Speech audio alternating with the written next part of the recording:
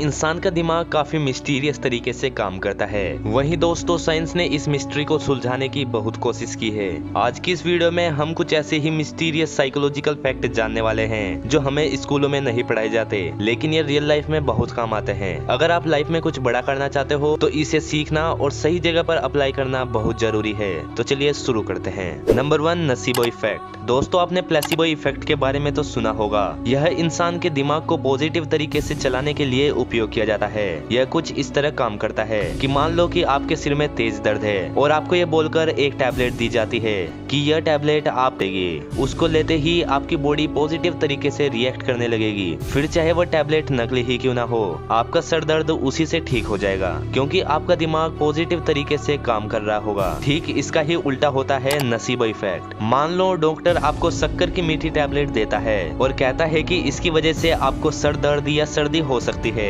तो इसके काफी चांसेस है कि आप यह लक्षण महसूस करें। भले ही यह लक्षण उस टैबलेट से ना होते हो, लेकिन अब आपको बोला गया है तो आपका दिमाग उसी तरह से काम करेगा। Number 2, anchoring. दोस्तों इमेजिन करो कि आपका कोई दोस्त आपके साथ पार्टी में गया। अब पार्टी में आपने नोटिस किया कि आपके दोस्त ने ब्रांडेड शूज पहने हुए हैं, तो लाजमी है कि आप उन जूतों में दिलचस्पी दिखाओगे। जूतों से प्रभावित होकर आपने अपने दोस्त से उन जूतों के दाम के बारे में पूछ लिया। फिर आपका दोस्त आपसे कहता है कि उसने जूते बहुत ही सस्ते दाम में खरीदे हैं, लेकिन जब वह बताता है कि उसने जूते 10,000 में खरीदे हैं, तब आपको पता चलता है कि आप तो कुछ और ही सोच रहे थे। दोस्तों जो चीज दूसरों के लिए सस्ती हो वह हो सकता है कि आपके लिए महंगी हो, और जो दूसरों के लिए महंगी हो वह हो सकता है कि आपके लिए सस्ती हो। यह साइकोलॉजिकल टेक्निक एंकरिंग पर डिपेंड करता है। इसे आप ऐसे समझ सकते हो कि जहाँ आप रहते हो वहाँ कुकिंग गैस 90 रुपए प्रति लीटर मिलती है, तो आपका दिमाग उसके उसी दाम से एंकरिंग करेगा।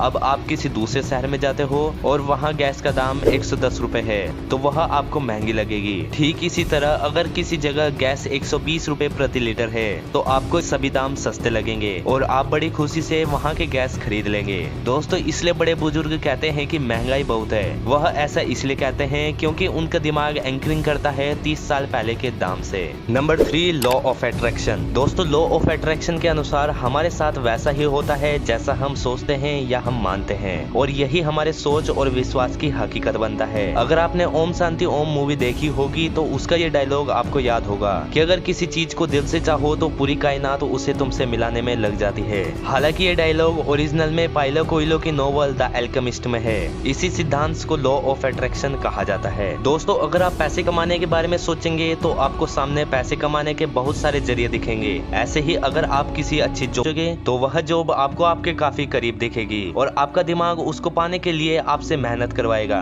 हमारे दिमाग में रोज लाखों इमोशन प्रोसेस होते हैं, तो जिस चीज के बारे में हम ज्यादा सोचेंगे हमारे दिमाग उसी चीज के बारे में ज्यादा फोकस करेगा और बार बार हमें उसी चीज की याद दिलाता रहेगा। अगर हम पॉजिटिव चीजों के बारे में सोचेंगे तो रिजल्ट भी पॉजिटिव ही दिखेगा। अगर हम नेगेटिव चीजों के बारे में सोचेंगे तो रिजल्ट नेगेटिव दिखाई देगा, और प्रॉब्लम सोचोगे तो प्रॉब्लम दिखाई देगी, और अगर सॉल्यूशन सोचोगे तो सॉल्यूशन दिखाई देगा। दोस्तों शायद ही आपको पता होगा कि जेम्स एलन ने अपनी किताब एज अ मैन थिंकeth में बताया है कि जैसे एक पेड़ बिना बीज के उग नहीं सकता, वैसे ही हमारे एक्शन के पीछे हमारे विचारों का एक बीज होता है। जब वह विचार हमारे दिमाग में आता है तभी हम एक्शन करते हैं, फिर उसी एक्शन से हमें रिजल्ट मिलता है। तो दोस्तों इससे यह पता चलता है कि जैसा हम सोचते हैं वैसे ही हमारी लाइफ बन जाती है। आज जो लाइफ हम जी रहे हैं इसके पीछे वही विचार है जो कभी ना कभी हमने सोचे थे, जिन्हें हम शायद आज भूल गए हैं। Number 4, Baader Meinhof effect. दोस्तों जब आप कोई नया वर्ड याद करते हो तो वो वर्ड आपको कई जगह दिखाई देता है, जबकि उस वर्ड को सीखने से पहले ऐसा नहीं था। जब आप कोई कार या बाइक खरीदते हो तो आपको सड़कों पर वही मॉडल दिखाई देने लगता है। आप कोई नया टीवी शो देखते हो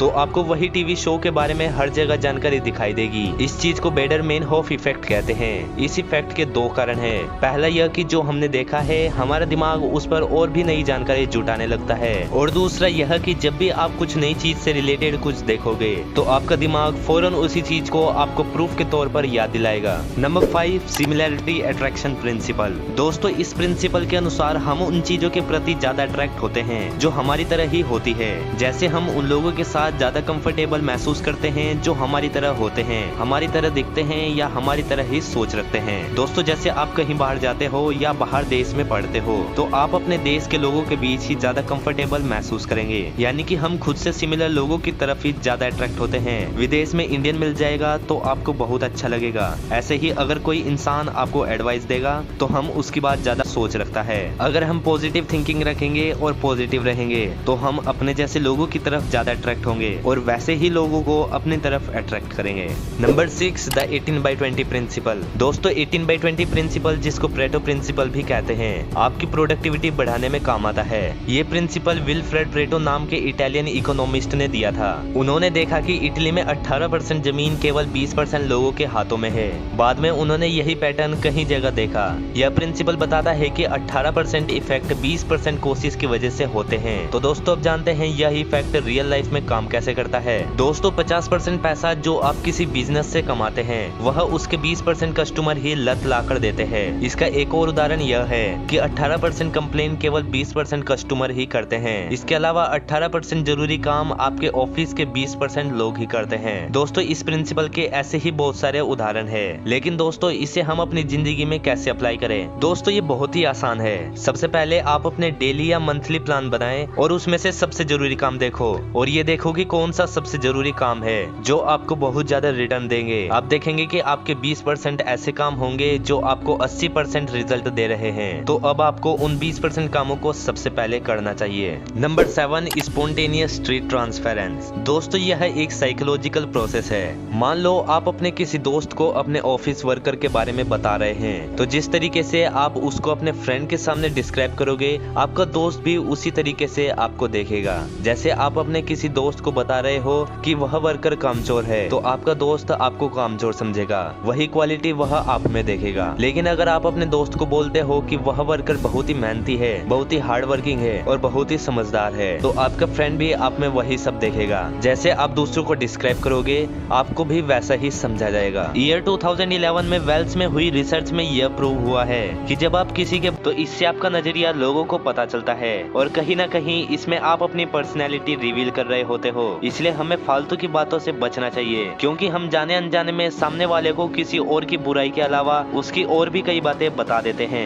नंबर 8, कॉग्निटिव डिसोनेंस। दोस्तों हम सब एक पर्सपेक्टिव और बिलीफ को लेकर बड़े होते हैं जो हमें हमारी फैमिली और फ्रेंड से मिलते हैं। हम अपने जैसे पर्सपेक्टिव वाले लोगों के साथ आसानी से घुल मिल जाते हैं। अब असली दिक्कत तब आती है जब हमें कोई अलग पर्सपेक्टिव वाला इंसान मिलता है जिसके आइडियाज और सोच अलग है। तब ऐसी जगह पैदा होता है कॉग्निटिव डिसोनेंस। ऐसे में हमारा दिमाग समझ ही नहीं पाता कि दो आइडिया जो एक दूसरे को अपोज करते हैं उनमें से कौन सा माना जाए। यहाँ पर आपको फैक्ट चेक करने होंगे, कंपेयर करना होगा अपने बिलीफ और सामने वाले के बिलीफ से, और इतनी हिम्मत भी रखनी होगी कि अगर आपका बिलीफ गलत है तो उसे गलत मानना होगा। अब दोस्तों कई बार हम अपनी आदत और अपने बिलीफ को लेकर कंफ्यूज हो जाते हैं। मान लो आप स्पोर्ट्स कार के शौकीन भी हो जो कि काफी ज्यादा पोल्यूशन करती है और फ्यूल पीती है। अब यह बिलीफ एक दूसरे को अपोज करते हैं। या तो आप वातावरण की इतनी फिक्र मत करो और उसके बारे में इतना मत सोचो, या फिर अपने शौक को छोड़ दो, मतलब स्पोर्ट्स कार चलाना बंद कर दो। तो कोई एक बिलीफ मानना पड़ेगा, तभी वह इस स्ट्रेस से निकल पाएगा। कॉग्निटिव डिसोनेंस स्ट्रेस पैदा करता है। तो दोस्तों ऐसे ही हम एक बिलीफ बनाने से इससे बच सकते हैं। Number 9, mayor exposure effect. किसी नए आइडिया और नई आदतों या किसी नए इंसान में कंफर्टेबल होने का सबसे बढ़िया तरीका है कि आप उस इंसान के साथ धीरे धीरे एक्सपोज करो। दोस्तों मेयर एक्सपोजर इफेक्ट एक साइकोलॉजिकल थ्योरी है जो ये बताती है कि इंसान उस इंसान के साथ ज्यादा कंफर्टेबल होता है जिसके साथ वो फैमिलियर होता है। अब मान लो कि आपने नए कॉलेज में एडमिशन लिया, आप नए नए लोगों से मिलते हैं, तो शुरुआत में आपको उनके साथ बहुत अनकंफर्टेबल फील होता है। लेकिन जैसे ही आप धीरे धीरे खुद को उनके साथ एक्सपोज करोगे,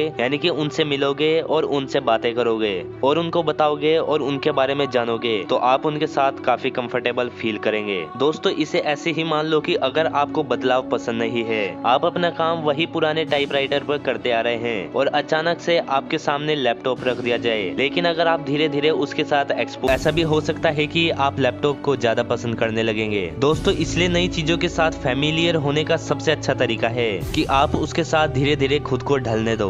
दोस्तों अब आपके लिए एक गजब और मजेदार पहेली। दोस्तों गाय दूध देती है, मुर्गी अंडा देती है, लेकिन दोस्तों ऐसा कौन है जो दूध और अंडा दोनों देता है? इसका आंसर हमें कमेंट बॉक्स में जरूर दें। और दोस्तों अगर आपको वीडियो जरा भी इंफॉर्मेटिव लगी हो तो वीडियो को लाइक और चैनल को सब्सक्राइब करना ना भूले। तो मिलते हैं अगले वीडियो में। So thank you for watching.